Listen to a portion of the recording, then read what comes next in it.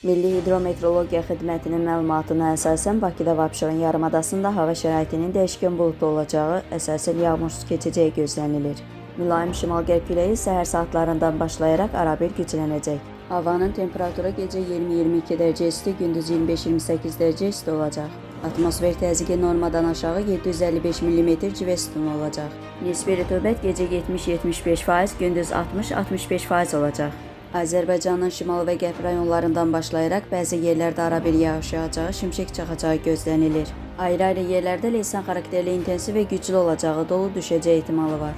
Gecə və səhər bəzi dağlıq ərazilərdə arabir duman olacaq. Qərb küləyi ayrı-ayrı yerlərdə arabir güclənəcək. Havanın temperaturu gecə 18-23 dərəcə isti, gündüz 29-34 dərəcə isti. Dağlarda gecə 8-13 dərəcə isti, gündüz 15-18 dərəcə isti olacaq.